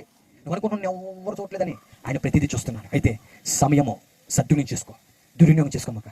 సాయి దేవుడు కనికరము గల దేవుడు. ఆయన శిక్షించడానికి అలా క్షమించి బ్రతుకుల్ని విమోచించడానికి బాగు చేయడానికి వచ్చిన్నాడు. హృదయపూర్వకంగా ఆయన తట్టు తిరిగితే నువ్వు ఆయన వద్దకు వస్తే ఆయన నీ దగ్గరకు వస్తాడు. హల్లెలూయా. నువ్వు ఆయన తట్టు తిరిగితే ఆయన నీ తట్టు తిరుగుతాడు. నువ్వు ఉన్న పరిస్థితిలో ఆయన తప్ప ఈ లోకంలో నిన్ను ఎవ్వరూ బాగు చేయలేరయ్యా. ఒక్కసారి ఆయన తట్టు తిరిగి హృదయపూర్వకంగా తిరిగయ్యా అని క్రైస్తవురాలు చెప్తున్నారు. ఎవరో కాదు, నాకంటే ముందుగా చెప్పే కదా మా అక్క దుర్గాదేవి గారు. యేసు ప్రభు వారిని నమ్మి విశ్వసించి యేసు ప్రభు వారి గుణాలు తెలుసుకొని యేసు ప్రభు వారు ఈ లోక రక్షకుడు పాప బంధకం నుంచి విమోచించిన గొప్ప శక్తి గల దేవుడని నమ్మి విశ్వసించి బాప్తిసం పొందుకున్న వ్యక్తి ఒక క్రైస్తవురాలు ద్వారా దేవుడు ఆ రోజు మాట్లాడుతున్నారు. ఆ రోజండి బాత్రూంలోకి వెళ్ళిపోయి పిచ్చి పట్టేసిన లాగా డబ్బల మీద నేను కొట్టుకుని గోళ బుద్దుకుంటూ ఏం జరుగుతుంది నా బతికైపోయిందా అనే తలబ్బులతో ఉంటున్నాను. మా అక్కగారు ద్వారా దేవుడు మాట్లాడారు చూడండి. ఆ మాటకు లోబడి వెళ్ళి ప్రార్థన చేసుకోరా నువ్వు అని మా అక్కగారు చెప్పారు. ఎక్కడైతే స్నానం చేసి వచ్చి ప్రార్థన చేసుకున్నానో అక్కడే గోడ తట్టు తిరిగి ఈసారి ప్రార్థన చేస్తున్నాను. ఈసారి స్వార్థ ప్రార్థన దేవుడు ఆపేసి నాలో ఉన్న పాప రోగాన్ని ఒప్పింపేలా దేవుడు చేస్తా ఉన్నాడు అనమాట. హల్లెలూయా. నాలో ఏలుబడి చేస్తున్న పాప రోగం ఒప్పుకోవడం మొదలవుతుంది. నేను ఏమైతే చేస్తున్నాను ప్రతి ఒక్క అతిక్రమం మొత్తుకోవడం మొదలవుతుంది. నేను ఎటువంటి పాపిష్టి వల్ల నాకు అర్థం మొదలవుతుంది అనమాట. ఆ సమయంలో అలా చేస్తుంటే నా కంట్లోంచి నీళ్ళు రావడం మొదలవుతుందండి. ఎప్పుడైతే పాపాలు ఒప్పుకుంటున్నానో ఒక నా అమ్మతో హృదయం అంతా భారంతో ఉందమ్మా, పిచ్చి పిచ్చి ఆలోచన వచ్చేద్దామా, నాకు నిద్ర రావట్లేదమ్మా అంటున్నాను. అటువంటి తలంపులతో ఎప్పుడైతే అతిక్రమంలో చేసిన తప్పుదలు ఒప్పుకుంటానో కంట్లో నీళ్ళు వచ్చేస్తుంది. అంత ఈజీగా గడిచే గుండె మాది మోరకపు గుండ్లు. బండి మీద ఇష్టానుసారంగా డ్రైవ్ చేస్తూ ఆడిపలు రోడ్డు మీద వెళ్తుంటే ఇదే చేతితో కొట్టిన రోజు బతుకున్నది. పెద్దవాళ్ళు సైకిల్ దొరుకుతారు కదా ముసలివారు, వాళ్ళు తొక్కుకుంటూ రోడ్డు మీద వెళ్తుంటే ఆకతాయిగా పైశాచికమైన ఆనందంతో ఇదే కాలుతో తంటే వాళ్ళు కింద పడితే చూస్తున్నవే శోభం. అటువంటి బ్రతుకులు, అటువంటి హృదయాలు మాయి, అటువంటి జీవితాలు.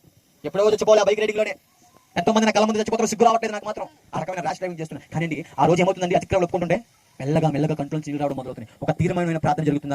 ఆ రోజు ఏమవుతుందో తెలుసా, అయ్యా నేను పాపిష్టి వ్యక్తినే ప్రభువా, నాకు ఒక అవకాశం ప్రభువా, నా బ్రతుకు మార్చి ప్రభువా. ఇక్కడ దేవుడిని నేను అడుగుతున్నానా, దేవుడిని ఏం చేస్తున్నానండి చెప్పాలి మీరు. రా ప్రభువా అని ఆహ్వానం పలుకుతున్నానా, దేవుళ్ళ ప్రభువా వీపు చూపిస్తున్నానా, రమ్మంటున్నాను. నువ్వు పిలు, వెంటనే వచ్చే దేవుడు. హల్లెలూయా హల్లెలూయా. నా జీవితంలో జరిగిందండి. ఆ సమయంలో వచ్చి దాన్ని ప్రార్థన చేస్తున్నా, బతుకు మార్చి ప్రభు అని కన్నీళ్లతో ప్రార్థన చేస్తూ ఉంటుంటే, అతిక్రమం ఒప్పుకుంటుంటే ఆ సమయంలో జరిగిన సంఘటన ఏంటంటే ఒకేసారి ఆఖరి అంటున్నాను, యేసు నామములో ప్రార్థన అడిగి వేడుకొచ్చున్నాము తండ్రి ఆమేన్ అని గోడ తోటి తిరిగితే ఏం జరిగిందో తెలుసా, హృదయంలో ఉన్న భారం అంతా ఒకేసారి దిగిపోయి ఒకేసారి ఒళ్ళంతా తేలికైపోవడం మొదలవుతుంది. హల్లెలూయా. ప్రియ తమ్ముడు, అటువంటి అనుభూతి నా జీవితంలో మొట్టమొదటిసారి నేను రుచి చూస్తున్నాను. హల్లెలూయా. మందులో వెతికాను దొరకలా, గంజాయిలో వెతికిన దొరకలా, సిగరెట్లు వెతికిన దొరకలా, వ్యభిచార గృహాల్లో వెతికిన దొరకలా, అమ్మాయి దగ్గర వెతికిన దొరకలా, డబ్బు దగ్గర వెతికిన దొరకలా, డబ్బుకమైన జీవితం దగ్గర వెతికాను. అటువంటి అనుభూతి నా జీవితంలో మొదటిసారి నేను రుచి చూసానండి. దొరకలా అటువంటి అనుభూతి లోకంలో. హల్లెలూయా. ఆ సమయంలో దేవుడి సన్నిధికి వెళ్ళడం ప్రారంభమైంది. పరిశుద్ధులతో సావాసం చేయడం మొదలవుతుంది, విశ్వాసులతో సావాసం చేయడం మొదలవుతుంది. మరి ముఖ్యంగా నాకు ఆలోచన ఏర్పడి నేను తెలుసా, నేను తిట్టుకున్న దేవుడు, నేను హేళన చేసిన దేవుడు, నేను మీరు నమ్మరు. 25వ తారీఖు ఏంటంటే డిసెంబర్ అమ్మా యేసు ప్రభు వారి యొక్క జన్మదినం అండి. లోకమంతా జరుపుకుంటారు కదా. 24వ తారీఖు నా జన్మదినం అండి. ఎప్పుడంటే డిసెంబర్ 24. అయినవన్నీ ఒరే 24వ తారీఖు వస్తే నేను పుట్టాక అతవ మీద పుట్టాడు వస్తే నేను నిజమండి బాబు. ఈ విధంగా ఎక్కిస్తూ ఉండేవాడు. కానీ ఆ రోజు ఏంటి, నేను హేళన చేసుకున్న దేవుడు, ఎక్కించిన దేవుడు, హల్లెలూయా బ్యాచ్ అన్న దేవుడు వచ్చారండి. ఎవరు? యేసు ప్రభు వారు. అనేక మంది ఉన్నారు కదా, ఆయన మాత్రం ఎందుకు వచ్చున్నారు? ఆ సమయంలో ఆలోచన ఎంతగానో దేవుడిని వెతుకులాటకే మొదలవుతుందన్నమాట. దేవుని సన్నిధి కూర్చొని మూలలో కూర్చొని ఆలోచిస్తున్నాను, ఏంటి అసలు ఈ హృదయంలో సమాధానం ఇప్పుడు వచ్చి ఎప్పుడు అటువంటి అనుభూతి నా జీవితంలో లేదు. అక్కడ పిలుస్తారన్నమాట, దేవుడి సన్నిధిలో పిలుస్తారు కదా, సాక్షి సమయం ఉంటుంది కదా, అప్పుడే కూర్చున్నాను నేను. దేవుడు మీ జీవితంలో అద్భుతమైన కార్యం చేస్తుంటే వచ్చి సాక్షి చెప్పాను, అమ్మ ఏం చేయాలి మీరు మహిమపరచండి అని ఆహ్వానం వస్తుంది. ఏం నాకు పిలుస్తారా అనుకుంటూ వెళ్ళిపోయి మైకి పట్టుకొని ఆ రోజు చెప్పానండి నేను. వచ్చేదాన్ని సాక్షి ఏమంటే, ప్రార్థన చేయకమునుపు నా పరిస్థితి మా ఇంట్లో ఇలా ఉందండి. నా బతుకు ప్రార్థన చేసాక హృదయం అంతా చాలా తేలికైపోయిందండి. నేను అటువంటి అనుభూతి మీకు వర్ణించలేకపోతున్నాను, నేను ఎక్స్ప్లెయిన్ చేయలేకపోతున్నాను అంటే ఆత్మకార్యం గ్రహించిన ఆత్మీయ తల్లి గారు మాట్లాడడం ప్రారంభిస్తున్నారు. దిక్కులేని దరిద్రులు ప్రార్థన ఆలకించేవాడు. ఆయన యొద్దకొచ్చేవాడిని తోసివేసే దేవుడు కాదైనా, ఆయన లోకాన్ని ఎంతో ప్రేమించాడు. బాబు నువ్వు మనుషులు చూసావా? బైబిల్ పట్టుకుని ఆ పాస్టర్ గారు ఇలాగా, ఈ పాస్టర్ గారు వాళ్ళు వస్తావా? నువ్వు చూడాల్సింది వాళ్ళు కాదు కానీ పరమ యాజకుడు ఆయన చూడు. ఆయన చూస్తే నిజ సేవకులు విడివేంటనే అర్థమవుతుంది బాబా. ఆయనతో సావాసం చేయి, ఆయనతో సావాసం చేయి. మనుషులతో సావాసం చేసావు, మనుషులు నమ్మే కదా. ఇప్పుడు నుంచి ఆయన నమ్మడం ప్రారంభించు. ఆయన నమ్మడం అంటే మనోడు చేసే భక్తి ఇక్కడ నుంచి కాదు. భక్తి హృదయపూర్వకంగా రావాలి, హృదయపూర్వకంగా ఆయన మీద ఆధారపడాలి. యేసు ప్రభువు విలువ తెలుసా నీకు? యేసు ప్రభువు త్యాగం తెలుసా నీకు అంటున్నారు. నాలో ఆలోచన నిజమే కదా. ఎవరు యేసు ప్రభు వారు? వెళ్ళానండి, ఏ సినిమాలు అయితే నన్ను పాడు చేసాయో ఈసారి దేవుడి సినిమా యేసు యొక్క జీవితము, దేవుని యొక్క చరిత్ర తెలుసుకుందామని యూట్యూబ్లోకి వెళ్ళి కూర్చొని చూస్తున్నాను. చూడడం మొదలవుతుంది. యేసు ప్రభు వారి యొక్క ప్రవర్తన, యేసు ప్రభు వారి మాటలు ఈ చెవుతో వినడం జరుగుతుంది. వ్యభిచారంతో పట్టబడ్డ స్త్రీని అందరూ అంటున్నారు రాళ్ళేసి కొట్టి చంపినట్టుంటే యేసు ప్రభు వారు ఆ విధంగా లేదండి. అమ్మా నీ పాపములో క్షమింపబడి ఉన్నవి, ఇక్కడ నుంచి ఆ పాపం చేయడం మానంటున్నారు. అక్కడ దొంగలతో మాట్లాడుతున్నారు యేసు ప్రభు వారు. అక్కడ క్షమాపణ కనపడుతుంది. నాకేం అర్థం కావట్లా. యేసు ప్రభు వారిని నా జీవితంలో ఊహించుకున్న విధం ఏంటి? తెల్లల దేవుడు, మా దేవుడు కాదు, ఇదంతా బ్రిటిష్ వాళ్ళ దేవుడు అనుకుంటున్నాను కదా, మతమార్పు అంటున్నాను కదా. కానీ అక్కడ ఏం కనపడుతుందంటే ఒక పాపిని క్షమించే విధానం కనపడుతుంది. ఆ తర్వాత యేసు ప్రభు వారిని అతి కిరాతకంగా కొడుతున్నారండి. ఆ సన్నివేశాలు చూస్తూ ఉండిపోయిన కళ్ళు చెమ్మగిలుతా ఉన్నాయి అన్నమాట. ఎందుకంటే ఆ సన్నివేశాలు ఆ విధంగా ఎవరైతే ఆ డైరెక్టర్ ఉన్నారో అంత రియాలిటీగా జరిగినట్టు చూపిస్తున్నారు. కాకపోతే అక్కడ ఎవరైతే నటిస్తున్నారో ఆయన శరీరం మీద డూప్లికేట్ చర్మం అమర్చారు అనమాట. అమర్చారు. ఒకరోజు వాక్యం వినపడుతుందండి దేవుడి సన్నిధిలో. ఆయన ఏ పాపం చేయలేదు ప్రియా, యవనస్తుడా, ప్రియ మనిషి, ఆయన ఏ పాపం చేయలే. నీవు నేను చేసిన దిక్కులను బట్టి ఆయన శరీరం అంతా దున్నపడుతుంది. నా పెట్టినా ఏమవుతుంది? నీవు నేను చేసిన దిక్కులను బట్టి శరీరం అంతా దున్నపడుతుంది, గాయపడుతుంది, నల కొట్టబడుతుంది. యేసు ప్రభువు వారు ఆయన పరిశుద్ధుడు, ఆయన నీ గురించి మొహం మీద ఉమ్మేపించుకున్నాడు బాబు అంటున్నారు. అయ్యా మతాలు మార్చడానికి రాలేదు యేసు ప్రభు వారు, పాపులు రక్షించడానికి వచ్చాడు బాబు. ఈ లోకంలో పాపులు రక్షించడానికి వచ్చిన వాడు ఆయన తప్ప ఇంకెవరు లేడు అని వినపడుతున్నాయి మాటలు. నశించిన దాన్ని వెతికి రక్షించడానికి యేసు ప్రభు వారు ఈ లోకానికి వచ్చినారు. నశించిపోతున్నారు మనిషి పాపంలో. ఆ పాపం అనే భారం మోసుకుని ఆయన ఎదుగురా, భారం వస్తున్నావు కదా, ఆయన ఎదుగురా, ఆయనకి విశ్రాంతి కలిగి చేస్తాడు. ఆయన ఇచ్చే విశ్రాంతి ఈ లోకానికి సంబంధించిన కాదు బాబా అని వినపడుతుంటే నాకు అక్కడ ఏం కనపడుతుంది తెలుసా? యేసు ప్రభు వారి యొక్క ప్రేమ కనపడుతుందండి. ఆ ప్రేమను రుచి చూస్తున్నాను నేను. మొదటిగా కంట్లోంచి నీళ్ళు రావడం మొదలవుతున్నాయండి. ఆ మాటలు వింటుంటే విజువల్స్ నాకు జ్ఞాపకం వస్తుంటే కంట్లోంచి నీళ్ళు వస్తా ఉన్నాయి. ఒకరి తక్కువ 40 కొరడా దెబ్బలు ఆయన శరీరం అంతా దునించుకుంది నీ కొరకే బాబు. ఆయన ఏ పాపం చేయాలి, నీ కొరకే మనిషి, నిన్ను విమోచించడానికి, నీ బతుకులు కాపాడడానికి, ఆ నరకమైన కోపం నుంచి తప్పించడానికి, విమోచించడానికి మోక్ష మార్గమై ఆయన నీ దగ్గరకు వచ్చాడు బాబు. అవకాశం అయ్యా. ఆయన హృదయం తలుపు దగ్గర తట్టుతున్నాడు బాబు. హృదయపూర్వకంగా దేవుడి దగ్గరకు అతిక్రమంలో దాచిపెట్టేవాడు వట్టినారు కానీ వాటి ఒప్పుకొని విడిచిపెట్టేవాడు దేవుడి యొక్క కార్యక్రమం చూస్తారంటా ఉంటే ఈ వాక్యం ఏంటమ్మని ఆత్మీయతల దగ్గరికి వెళ్ళాలంటే మనుషులు ప్రేమించావు కదా, ఈ రోజు నుంచి దేవుడిని ప్రేమించడం మొదలుపెట్టా. మనుషుల వైపు చూసావు కదా, ఈ రోజు దేవుడి వాక్యం వైపు చూడ. మనుషులు ప్రేమించినట్టు దేవుని ప్రేమించడం కాదు తమ్ముడా. ఐ లవ్ యు జీసస్ అని చెప్పడం కాదు. ఆయన ప్రేమించడం అంటే ఆయన ఆజ్ఞని కైకొనుట ఆయన ప్రేమించుట. హల్లెలూయా. ఆయన ప్రేమించడం అంటే చెడుతనమును అసహించుకున్నట్టే. మనకి అంతేపు చెడే తప్ప మంచి అతికిద్దండి. ఆత్మీయతలు చెప్పారు బాబు ఆయనతో సావాసం చేయి, ఆయన మాటలతో సావాసం చేయి, ఆయన పరిశుద్ధమైన గ్రంథంతో ఆయన మాటలతో సావాసం చేయి, ప్రార్థనతో సావాసం చేయి. ప్రార్థన చేయడం రాదా? వచ్చి రాని ప్రార్థన ఆలకించే దేవుడై ఉన్నాడు. ఏకాంతముగా నువ్వు నిజముగా మొరపెడితే రహస్యమందున్న తండ్రి నిన్ను చూస్తున్నాడు. నమ్ముటిని వాళ్ళైతే నమ్మువానికి సమస్తము సాధ్యమై ఉన్నది. బ్రతుకు మారాల నాశందా? మత్తు పద్ధతులు విడిచిపెట్టలేకపోతున్నావా? వెళ్ళు, ఆయన పాదాలు పట్టుకుని ఆయన మీద ఆధారపడు. మనుషులు నమ్ముకోవడం కంటే యెహోవాని ఆశించడం మేలే ఉన్నది. రాజుగా నేగిలో తిరిగావు కదా, కాదు కానీ రాజుని నమ్ముకోవడం కంటే యెహోవాని ఆశించడం మేలే ఉన్నది. హల్లెలూయా, హల్లెలూయా అండి. ఒకప్పుడు మా స్థావరాలన్నీ సమాధుల మధ్యలో ఉండి, సమాధుల మధ్యలోనే మేము పడుకుంటున్నాం. తమ్ముడు తెలుసు, మన సమాధులు తెలుసు కదా తమ్ముడు. ఆ సమాధుల్లోనూ ఇంకెక్కడ కొండలోనూ నివసించే వ్యక్తులు మేము. మా శరీరాన్ని మేము గాయపరుచుకునే వ్యక్తులు మేము. పెద్దవారిగా కేకలు వేసుకునే వ్యక్తులు మేము. ఈ యొక్క క్యారెక్టర్ ఎక్కడ పడుతుంది? సేనా పట్టిన దెయ్యం, అపవిత్రాత్మతో పట్టబడిన వ్యక్తి దగ్గర అండి. ఏ విధంగా అయితే ఆ రకమైన ప్రవర్తనతో ఆ వ్యక్తి, అదే ప్రవర్తనతో నేను ఆ రోజు జీవిస్తున్నాను.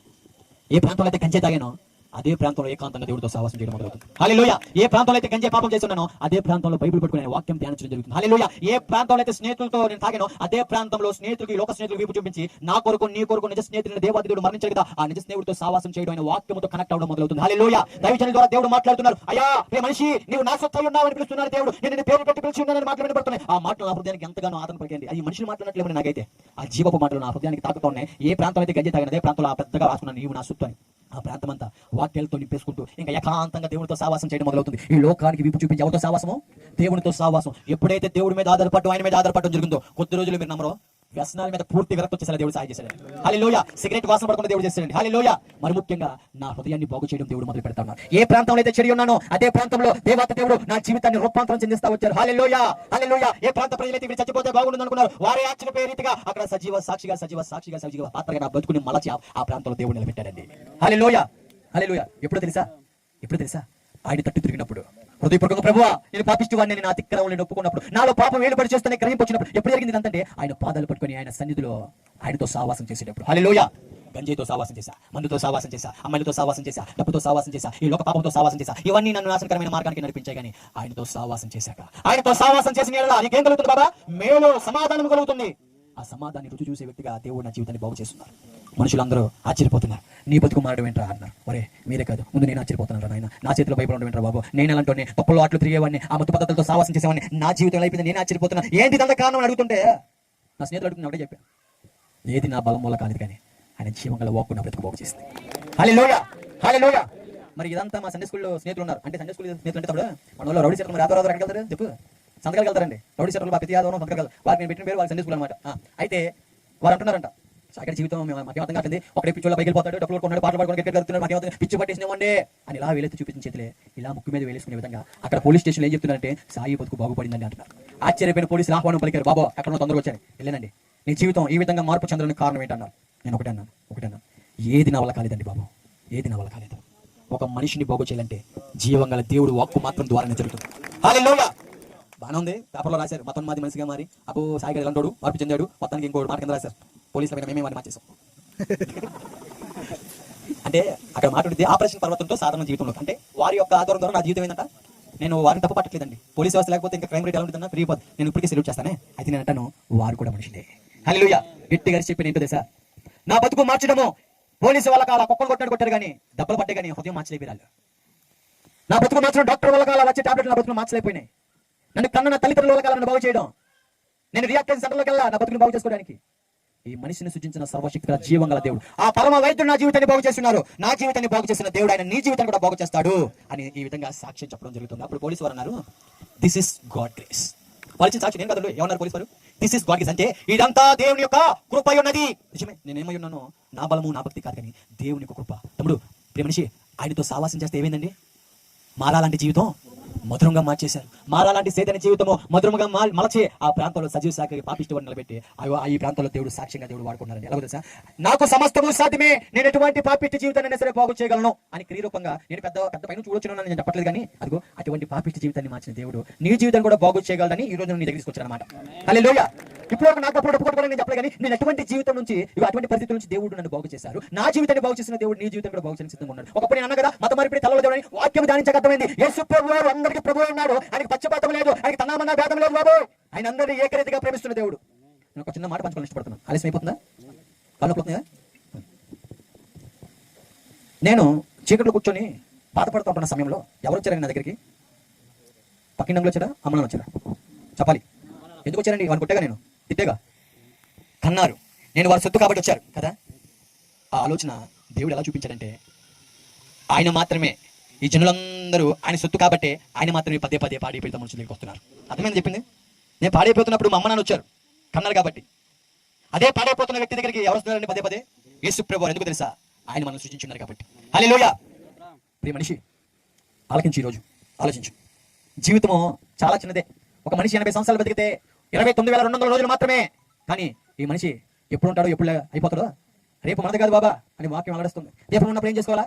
ఇంటిని చక్క పెట్టుకోవాలి. నమ్మి బాప్తిసం పొందిన వాడు రక్షింపబడును. ఇగో ఈ నోటితో ఒప్పుకొని యేసు ప్రభువుని హృదయం విశ్వసించిన నువ్వు రక్షింపబడతావు. లేఖనాలు వినపడతాలంటే కొడాలకి పరిశుద్ధులతో సావాసంతో ఉంటున్నప్పుడు పదే పదే దేవుడు మాట్లాడుతున్నారు ఏంటంటే నమ్మి బాప్తిసం పొందుకో, మారు మనసు పశ్చాత్తాపముతో క్షమాపడతో నమ్మి బాప్తిసం పొందుకునే మాటలు వినపడుతుండగా నేను అంగీకరించాను. ఏమని తెలుసా? యేసు ప్రభువారు కొందరికే కాదు దేవుడు, యేసు ప్రభువారు అందరికీ దేవుడై ఉన్నాడు. యేసు ప్రభువారు తలలకే కాదు, యేసు ప్రభువారు అందరికీ దేవుడై ఉన్నాడు. ఆయన లోకానికి వచ్చి నీ కోసం నా కోసం మనుషులు చేసిన అతిక్రమం బట్టి ఆయన శరీరం అంతా దున్నపడుతుంది. ఆయన ఏ పాపం చేయని పరిశుద్ధుడు, ఆయన మరణించి మళ్ళీ 3వ రోజు తిరిగి లేచిన పునరుద్ధరణుడు, ఆయన మళ్ళీ రాబోతున్నాడు. ఆయన ఒక స్వార్థని నమ్మి విశ్వసించి నోటితో ఒప్పుకొని హృదయం ముందు విశ్వసించి యేసు ప్రభువారిని నా సొంత రక్షణగా అంగీకరించి నమ్మి బాప్తిసం పొందుకున్నాను. హల్లెలూయా.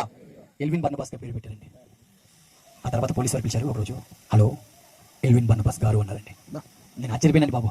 ఒక్కరు కొట్టినట్టు కొట్టారు, ఒక్కరు కొట్టినట్టు వారు గారు అన్నవేంటి ప్రభా? అప్పుడు దావీదు గారు అంటారు కదా, ఏమని?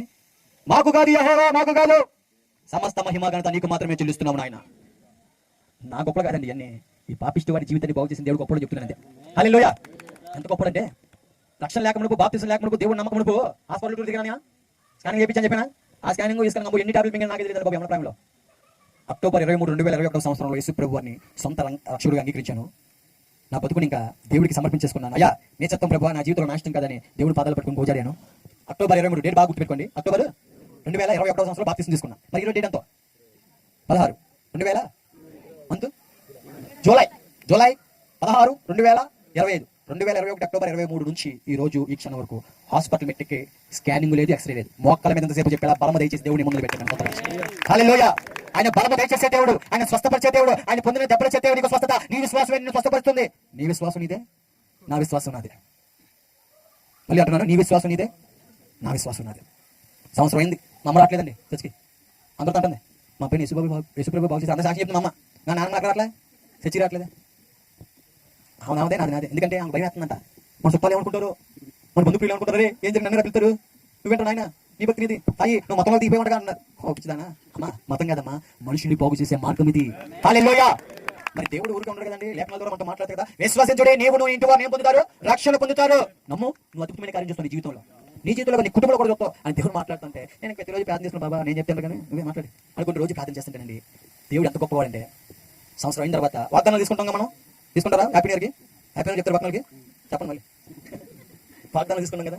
నాకు ఒక వాగ్దానం ఇచ్చాడు దేవుడు, ఏంటంటే నీవు చేసిన దానికి నేను ఏం చేస్తాను, నీకు ప్రతిఫలం ఇస్తా అని ఋతు గ్రంథం నుంచి నాకు చక్కగా ఇచ్చారు. మా అమ్మగారు ఏమైనా ఇచ్చారంటే యెషయా గ్రంథం 54:4 వచనంలో భయపడకో సిగ్గుపడకో అవమానం తలంచుకో ఈ మాటలు వచ్చాయి. నేను ఐదు సంకలో పెట్టుకుని వెళ్ళిపోయాను. మా అమ్మకి రావచ్చు కదా మా దేవుడు ఎందుకంటే అప్పుడు ఆమె అంటుందండి, ఎవరు తెలుసా, భయం వేస్తుందయా, సిగ్గేస్తుందయా, మన చుట్టాలు ఏమనుకుంటారయ్యా, వీళ్ళు ఏమనుకుంటారయ్యా, వాళ్ళు ఏమనుకుంటారా అనుకుంటాను. నేను ఒకటే మాట, నీ హృదయంలో ఇటువంటి ఆలోచన తలంపులతో ఉన్న విషయం అయితే నాకు తెలియదు. ఆయన హృదయాంతరంగా ఎరిగిన దేవుడు, హృదయ రహస్యాలు ఎరిగిన దేవుడు ఉన్నాడు ఆయన. ఇక నీ మాట నీ తలంపుకు రాకముందే సమస్య ఎరిగిన దేవుడు. అమ్మా నీ హృదయంలో ఏ విధంగా ఉందో నాకైతే తెలియదు, కానీ నీ గురించి దేవుడు మాట్లాడుతున్నాడు. భయపడకో సిగ్గుపడకో, నువ్వు అవమానము తలంచుకోమో. ఈ మాటలు ఎప్పుడైతే జీవపు మాటలో మాట్లాడడం మొదలవుతుందండి, లూదియా హృదయం తెలిసినట్టు దేవుడు తెలిసింది మా హృదయాన్ని. హల్లెలూయా. అమ్మటనే ఆ నిష్ఠాధిపరం మా అమ్మ నాకు వచ్చేస్తుంది. మా నాన్నగారు మరి మండు మా ఇతను చూసి ఏంట్రా బాబు అనుకుంటే ఆయన వాడుకోవాలి వచ్చేసారు దేవుడి సన్నిధికి. దేవుడి ఇచ్చిన వాగ్దానం ఏంటి, నువ్వు చేసిన దానికి నేనేం చేస్తాను, ఇక ప్రతిఫలం ఎత్తాను ఏంటయ్యా దేవుడి ఇచ్చిన ప్రతిఫలం అంటే ఆ యొక్క సంవత్సరం ముగిదా డిసెంబర్ 30 తారీఖు నా తల్లిదండ్రులు రక్షణ ఇచ్చారండి దేవుడు నాకు ప్రతిఫలంగా. హల్లెలూయా. ఇప్పుడు మేము మా కుటుంబం దేవుడి సన్నిధిలో ఆయన నామాన్ని ఆరాధిస్తున్నాం. ఇప్పుడు దేవుడి జనంగమా ఒక 3 క్యారెక్టర్లు చెప్పేదాం నీకు ఈరోజు. దేవుడిని రకములకు నేను ఏ విధంగా జీవించా, దేవుడి సన్నిధికి వస్తూ నేను ఏ విధంగా ప్రవర్తించా, దేవుడిని అడ్డు పెట్టుకుని దేవుడికి లోపడిన తర్వాత హృదయపూర్వకంగా దేవుడి తిరిగిన తర్వాత నా జీవితం ఏ విధంగా ఉందో 3 యొక్క జీవితాన్ని నేను ఏం చేశాను ఇక్కడ ఈరోజు సాక్ష్యం చెప్పాను. నువ్వు ఈ 3 క్యారెక్టర్లో ఎందులో ఉన్నావో నాకైతే తెలియదు, నీకు దేవుడికి మాత్రమే తెలుసు. ఈ యొక్క 2 క్యారెక్టర్లు ఉన్నప్పుడు నా జీవితం ఏమలా బాగుపడాలా, నెమ్మదిరాలా. 3 క్యారెక్టర్ ఎలిమిన బర్నబాస్ వచ్చి చూడు, అప్పుడు నా జీవితం బాగుపడిందండి. మరి ఏ క్యారెక్టర్ ఉన్నావు? చిన్నప్పుడు దేవుడు అవకాశం ఇచ్చాడు, పారిపోతున్నప్పుడు ఎవరి ప్రాయంలో స్నేహితుల ద్వారా అవకాశం ఇచ్చారు, ఆ తర్వాత దైవజనుల ద్వారా దేవుడు అవకాశం ఇచ్చారు, ఆఖరిగా మరొక ఛాయలో ఉన్నప్పుడు ఎవరి ద్వారా, క్రైస్తవుల మత ద్వారా అవకాశం ఇచ్చాడు. అవకాశం లేక అవకాశాన్ని సద్వినియోగం చేసుకోక ఎంతో మంది కాలగర్భంలో ఆయన అంగీకరించుకుంటే కాలగర్భంలో కలిసిపోయినారు. నువ్వు ఇంకా సజీవ లెక్కలు ఉన్నావంటే ఈ రోజు ఈ సాక్షి ద్వారా దేవుడి హృదయం తెలుపుతున్నాడు. హల్లెలూయా. హల్లెలూయా. ఈ సాక్షి ద్వారా దేవుడితో మాట్లాడుతున్నాడు. ప్రియతమా ప్రియ మనిషి, నువ్వు ఎవరైనా సరే, నువ్వు ఎలాంటి దానమైనా సరే, ఇదిగో ఆయన ఆహ్వానం పడుతున్నాడు. నేను వీటితో సావాసం చేసిన బతుకు మారదు, కానీ ఒక్కరితో సావాసం చేశానండి ఏసైతో. అప్పుడు ఆయన భక్తులు మాట్లాడారు కదా, పాట కాదు పాట పాడుతుందో వీరి గురించి ఒక మాట చెప్పిన ముగించేతనే. దేవుని ప్రేమ అర్థమవుతుందా, దైవజనుల విలువ అర్థమవుతుందా? ప్రియ మనిషి ఆలకించండి అయ్యా. ఇదే అన్న పశ్చాత్తాపంతో, వ్యభిచారనే ప్రభువా నేను దొంగనే ప్రభువా, ఈ శరీరంతో ఎన్నో అతిక్రమం చేసే ప్రభువా, నేను నాలాంటి వాడిని ఎవరు క్షమించరయ్యా.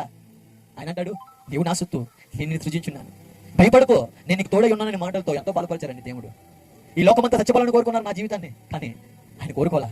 నీ పాపములు క్షమింపబడి ఉన్నవి, ఇక్కడ నుంచి ఆ పాపము చేయడం మౌనము. హల్లెలూయా. ఆయన అంటున్నారు మళ్ళీ, అతిక్రమములు దాచిపెట్టేవాడు వట్టలేదు, కానీ ఒప్పుకొని విడిచిపెట్టేవాడు ఆయన మహాకనికరము చూస్తాడు. హల్లెలూయా. ప్రియ తమ్ముడా, నువ్వు ఒప్పుకుంటే ఆయన కనికరం ఈ క్షణం చూడడానికి, ఈ క్షణం ఆయన అవడానికి సిద్ధమన్నాడు. ఆయన కనికరం నువ్వు చూస్తావా? నీ అతిక్రమాన్ని జ్ఞాపకం చేస్తున్నాడు పరిశుద్ధాత్మ దేవుడి సమయంలో. ఒప్పుకో, ఆయనలో నిజమైన రక్షణ ఆనందం నువ్వు చూస్తావు. నేను అనుభవం చెప్తున్నాను, దాంభికమైన జీవితంలో నాకు నెమ్మది దొరకల. ఈ యొక్క లోకంలో ఉండే వ్యసనాల్లో బోల్డ్ డ్రగ్స్ చూసా నేను, నెమ్మది లేదు. డబ్బు ఇంత చూసా నేను, నెమ్మది లేదు. ఇంకేంటండి, పేరు పెట్టేట్లు చూసా, నెమ్మది లేదు. ఇంకేంటండి, ఈ లోకంలో ఏమైతే శరీరాస నేత్రాస జీవప్రభావం అన్ని రుచి చూసా, నెమ్మది లేదు. ఎక్కడయ్యా నెమ్మదిందంటే ఆయన సన్నిధిలో సంపూర్ణమైన ఆనందం దాగుంది. హల్లెలూయా. సంపూర్ణమైన సంతోషము. ఆ సంతోషం నీకు ఇవ్వడానికి దేవుడు సిద్ధంగా ఉన్నాడు. ఈ సాక్ష్యం ద్వారా దేవుడితో మాట్లాడు. మీరు చూడాల్సింది నన్ను కాదు, బాబు అయినంతసేపు మోకాల మీద ఉన్నాడు, ఇది కాదు. ఈ మోకాల్లో బలం ఇచ్చిన దేవుని మాత్రమే చూడాలి మీరు. హల్లెలూయా. ఆయన శక్తిని మాత్రమే గ్రహించండి. ఇక్కడ నేను అల్పుణ్ణి, నేను బలహీనతలన్నీ కూడా చూపించాను కూడా చెప్పి ఉన్నాను కదా. ఈ బలహీనుని బలపరిచిన దేవుడు బలవంతుడై ఉన్నాడు. హల్లెలూయా. ఆయన అంటున్నాడు, ఈ రోజు నీలో ఉన్నవాడు ఈ లోకంలో ఉన్నవాడి కంటే గొప్పవాడి ఉన్నాడు. నువ్వు ఈ బలహీనుడిగా చూడాల్సింది బలవంతుడైన దేవుడు చూస్తే ఆయన నీకు కూడా బలవడానికి సిద్ధంగా ఉన్నాడు. హల్లెలూయా. హల్లెలూయా. నా సాక్ష్యం ముగించేసి అయిపోయిందండి.